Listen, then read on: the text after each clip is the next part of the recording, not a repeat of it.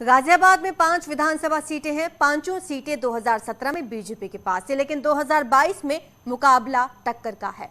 10 फरवरी को पहले चुनाव में जहां वोटिंग है, तो ऐसे में पब्लिक क्या सोचती है, हमारे संवाददाता ने ये समझने की कोशिश की। देखिए। यूपी में चुनावी शंखनाद बज चुका है। ऐसे में बात की जाए अगर गाजियाबाद की, कहा यह भी जाता है कि यूपी की जो राजनीति है यही तय करती है दिशा, और दिशा दोनों तरफ की, कि जो दिल्ली तक की सत्ता को तय करती है। अगर बात की जाए गाजियाबाद की, तो गाजियाबाद बेहद ही अहम कहलाता है क्योंकि दिल्ली से बिल्कुल सटा हुआ है। तो ऐसे में इसकी महत्ता और भी ज्यादा बढ़ जाती है। गाजियाबाद में कुल 5 विधानसभाएं हैं और अभी उन 5 विधानसभाओं पे भाजपा ही काबिज है। लेकिन इस बार का चुनावी माहौल क्या है, इसको जानने के लिए फिलहाल हम खड़े हैं गाजियाबाद के ही महर्षि वाल्मीकि पार्क में, और तमाम मेरे साथ ये लोग खड़े हैं जो अलग अलग दलों से, अलग राजनीतिक पार्टियों से ताल्लुकात रखते हैं। तो सबसे पहले जो सत्ता में है उनसे ही बात कर ली जाए, क्योंकि 5 साल उन्होंने काम किया है, काम करने के दावे कर रहे हैं। सर, सबसे पहले आपका नाम जानना चाहूंगा। राकेश त्यागी जी, निगम में पार्षद हूँ। अच्छा राकेश जी, 5 साल विकास की बात कर रहे हैं, भाजपा कह रही है, लेकिन इस बार चुनावी समीकरण कुछ बदला हुआ नजर आ रहा है। नहीं, हम जो है जनता का पूरा विश्वास हमारे काम के बल पे पूरे 5 साल में जो योगी सरकार ने काम किया, जनता बिल्कुल मन बनाए बैठी है। 10 फरवरी को जब आने वाले चुनाव परिणाम आएंगे तो बहुत ही अच्छा परिणाम आपको पहले से भी ज़्यादा देखने को मिलेगा। भाजपा के आदमी है तो कह रहे हैं परिणाम देखने को अच्छा मिलेगा, लेकिन जो अहम टक्कर बताई जा रही है गठबंधन से, चेहरे की मुस्कुराहट बता रही है। क्या नाम है आपका? मेरा नाम अमन यादव, मैं राष्ट्रीय उपाध्यक्ष युव जनसभा समाजवादी पार्टी। भाजपा तो दावे कर रही है कि बहुत विकास किया यार। भाजपा ने कहा सिर्फ काम जो है वो सिर्फ झूठ बोलने का काम है। उन्होंने पूरे 5 साल झूठ बोला, उससे पहले 5 साल झूठ, 10 साल हो गए उन्हें झूठ बोलते बोलते, और अब जनता जान चुकी है। अब उनका झूठ का सफाया होने जा रहा है। त्यागी जी, झूठ बता रहे हैं, क्या कहेंगे?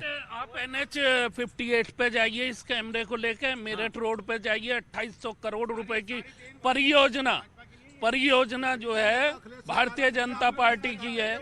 और जहां तक कोरोना काल में भी, और मैं नगर निगम से ताल्लुक रखता हूं, जितने अभूतपूर्व काम नगर निगम में इस भारतीय जनता पार्टी की मेयर के संरक्षण में और उनके उसमें हुआ है, ऐसा अभूतपूर्व काम कभी नहीं हुआ। खैर, मैं भी यहीं का बाशिंदा हूं, काम मैंने भी देखा कि किस तरह का हुआ। हालांकि आप कह रहे हैं, आपको लगता है कोरोना काल में किया गया काम? नाम बताइए सबसे पहले। श्रवण कुमार जैन, महानगर सचिव, कांग्रेस पार्टी। अच्छा, कांग्रेस भी है भाई, तमाम दल आए हुए हैं। अप्पू जी, पूरे दल है। हाँ, कोरोना काल में हमारे माननीय मंत्री जी जो विधायक के लिए दोबारा कोशिश कर रहे हैं, हाँ। सफल नहीं होंगे।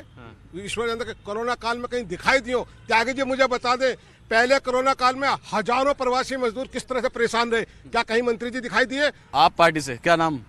मेरा नाम चेतन त्यागी है जी। देखिए, सबसे पहले मैं भारतीय जनता पार्टी के पार्षद जी विकास का जो गुणगान कर रहे हैं, नाली का, सड़कों का, खड़ंजों का, मैं आपसे कहना चाहता हूं, मेरे साथ लोहा मंडी में चलिए आप, इंडस्ट्रियल एरिया है।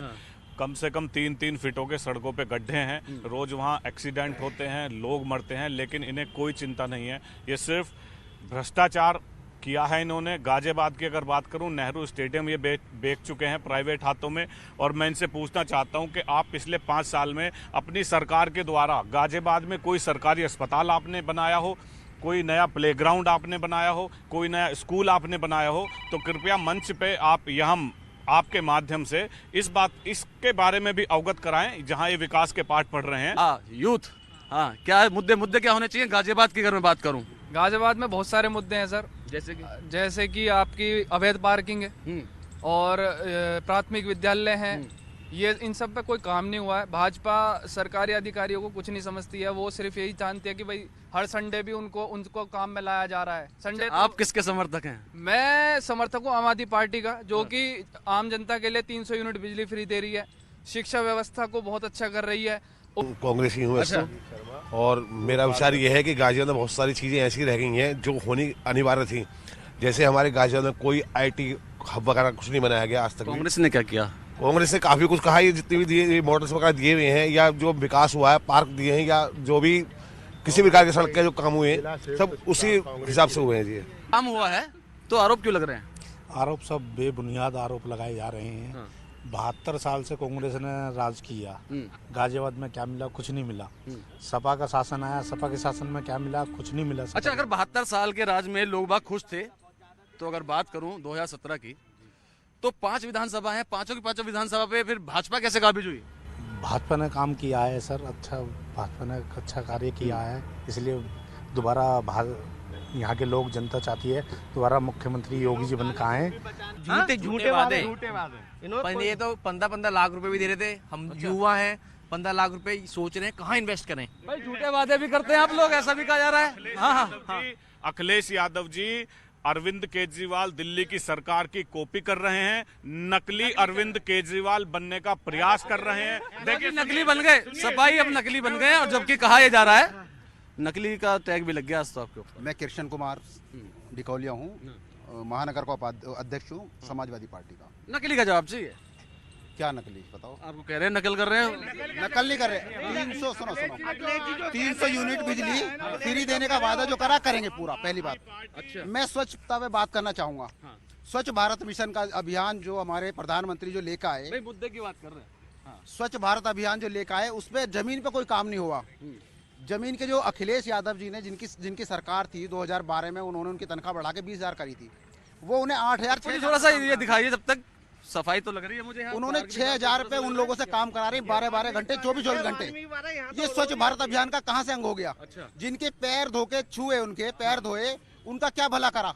उनकी तनख्वाह नहीं बढ़ाई, वो आज भी उसी स्थिति, बहाल स्थिति में है। वाल्मीकि समाज से आप है ना, तो वाल्मीकि समाज क्या इस बार भाजपा के साथ है? नहीं, कहीं से कहीं तक नहीं है। पूरे प्रदेश में इस बार कुछ नहीं है। वाल्मीकि जो बात करेगा वो देश पर राज करेगा, संविधानिक पे बात करेगा वो देश पर राज करेगा। अखिलेश यादव जी दोनों तो ये भी साथ लेके चल रहे हैं। दलितों को नहीं लेके चल रहे, वो कोई भी नहीं लेके चल, उनका कोई मामला नहीं है, खाली फर्जी है। मेरे को याद है अमित वाल्मीकि इन्हीं के बनाए थे जी। अमित वाल्मीकि, हमने वाल्मीकियों को टिकट दिए हैं, हमने राष्ट्रपति दलित बनाया है। दलित विरोधी पार्टी नहीं है भारतीय जनता पार्टी, हर धर्म हर जाति की पार्टी है। जी आपका नाम जानना चाहूंगा। प्रदीप चौहान वाल्मीकि है, और हम भारत माता के सपूत हैं। हम राष्ट्रवाद के लिए चुनाव लड़ रहे हैं, और काम हमने इतना कर दिया है, भारतीय जनता पार्टी के नेतृत्व ने इतना काम किया है। पहली बार घर घर में दवाइयां देने का काम, पहली बार घर घर में राशन देने का काम, पहली बार जो डोज लग रही है वो फ्री में देने का काम सिर्फ और सिर्फ भारतीय जनता पार्टी ने किया है। लेकिन ये तो कह रहे हैं तमाम जो दल हैं, ये कह रहे हैं लो जी लो, बता रहे हैं तो सारी उपलब्धियां गिनाई। देखिए ये इस देश का दुर्भाग्य है कि जनता को अपने नेताओं का जय जयकार लगाना पड़ रहा है। आम आदमी पार्टी आम आदमी की जय जयकार करती है। माहौल बन गया अप्पू जी, माहौल इस माहौल में बेहतरीन। चलिए अब अगर जयकारे खत्म हो गए हों, जयकारे खत्म हो गए हों, तो अब जरा बात कर लेते हैं मुद्दे। हाँ बिल्कुल नहीं भूलेगा, मुद्दे की बात तो करी है, मुद्दे की बात। हाँ, हमारी पार्टी ने अपराधियों को टिकट नहीं दिए हैं, जो भारत माता का विरोध करने वाले लोग थे। समाजवादी पार्टी ने उन्हें वोट देने का काम किया। जो लोग कसाब की फांसी की माफी चाह रहे हो, याचिका दायर कर रहे हो, वो इस हिंदुस्तान के कैसे हो सकते हैं? अच्छा है चौपाल को चौपाल रहने दिया जाए। पहले थोड़ा सा सोशल डिस्टेंसिंग, थोड़ी सी सोशल डिस्टेंसिंग। सभी के पास आ रहा हूँ। माहौल थोड़ा गर्म हो गया, लेकिन उठाना पड़ेगा, बात करनी पड़ेगी। बस सिर्फ ये जानना चाहता हूँ तमाम ये लोग हैं एंकर। अरे भैया एंकर मैं हूँ, सवाल मैं पूछ लूँ पहले। सुनिए मैं भी कहना चाह रहा हूँ। सुनिए मेरा कहना ये है, अगर बात शांत पहले शांत सुनिए मैं सिर्फ इतना जानना चाह रहा हूँ कि यहाँ गाजियाबाद की अगर बात की जाए, यूं तो पूरे यूपी में चुनाव चल रहे हैं, चूंकि चौपाल गाजियाबाद की है। गाजियाबाद के लिए मुद्दे क्या होंगे इस बार? गाजियाबाद के लिए हमने कोई मुद्दा ही नहीं छोड़ा है। अरे एयरपोर्ट हमने दिया, रैपिड रेल हमने दी, मेट्रो ट्रेन हमने दी, हाईवे हमने दिए, पानी के बिजली के शिक्षा स्वास्थ्य चिकित्सा, इससे बेहतर 50 बेड का अस्पताल वहाँ बन रहा है। गाजियाबाद में ये अस्पताल है, गाजियाबाद में वो वाला सेक्टर 23 वाला अस्पताल है। हर मुद्दों पर हमारी सरकार ने काम किया। काम बता दिए। मैं आपसे भी जानना चाहता हूँ क्या मुद्दे होंगे। देखिए, पहली बात मैं भाई साहब से जानना चाहता हूँ। बिल्कुल, यानी कि इस बहस से ये बात साफ हो रही है कि माहौल जो है गर्म है। हालांकि जो भाजपा है वो अपने तमाम कार्य गिना रही है, लेकिन जो विपक्षी दल है उनका साफ तौर पे कहना यह है सिर्फ सारी बातें उसमें है, बातें सिर्फ कागजों में है।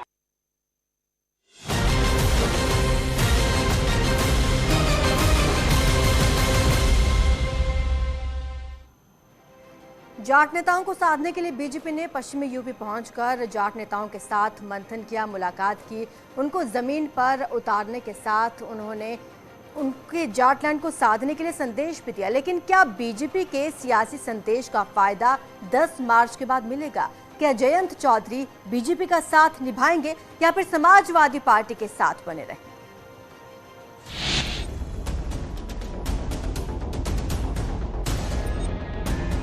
आगे बहुत सारी संभावनाएं हैं इलेक्शन के बाद। अभी तो उन्होंने क्योंकि एक घर चुन लिया है, इलेक्शन के बाद में बहुत सारी संभावनाएं होती हैं। क्या है कि आप न्योता मुझे मत दीजिए।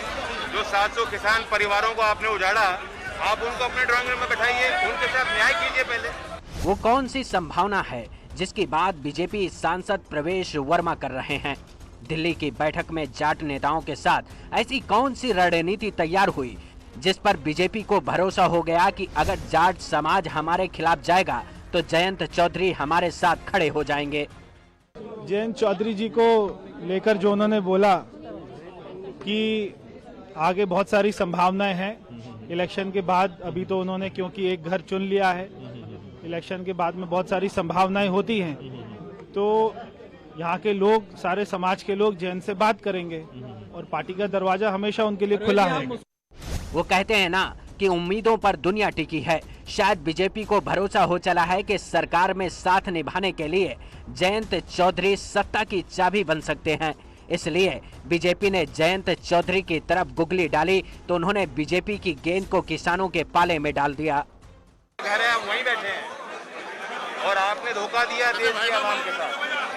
उत्तर प्रदेश की जनता ने जिन उम्मीद के साथ भारतीय जनता पार्टी को जिताया था, वोट किया था, उन्होंने उनके साथ न्याय नहीं किया। वैसे अमित शाह ने जाट नेताओं के साथ बैठक कर सियासी ताकत दिखाने की कोशिश की है। 257 नेताओं को एक मंच पर लाकर बीजेपी ने विपक्ष को संदेश देने की कोशिश की है। हालात चाहे जैसे हों, लेकिन जाट समाज हमारे साथ खड़ा है। बात ये पॉइंट कुछ मीटिंग के अंदर के जो बाहर नहीं बता सकते। माहौल सद्भावनापूर्ण वातावरण में, आत्मीय वातावरण में बातचीत हुई है, दोनों तरफ से संवाद हुआ है और आखिर में सबने उम्मीद जताई है कि पूरा समाज भारतीय जनता पार्टी के साथ रहेगा। हमारी उम्मीद है, सबने आश्वासन दिया है। उनकी नजर मेरी तरफ नहीं है, वो हमें नहीं चाहते। वो जानते हैं कि मैं नहीं पलटूंगा, मैं चेंज नहीं करूंगा। उनको डर सता रहा है कि जो चलता है वो आए हमारे साथ। बैठक के बाद जो तस्वीर मीडिया के जरिए लोगों तक पहुंचाई गई, उस पर बीटो लगाने का काम जयंत चौधरी ने ट्वीट कर किया। उन्होंने लिखा कि ये न्योता मुझे नहीं, उन 700 किसान परिवारों को दो जिनके घर आपने उजाड़ दिए। मतलब साफ है कि बीजेपी जिसे गुगली के जरिए जयंत चौधरी को क्लीन बोल्ड करना चाहती थी, उस गुगली को जयंत चौधरी ने पढ़कर बीजेपी के सियासी खेल को किसानों के पाले में पहुंचा दिया। मतलब साफ है कि बीजेपी को इस बात का डर है कि किसान आंदोलन से बनी नाराजगी उनको भारी पड़ सकती है। Bureau report, network 18।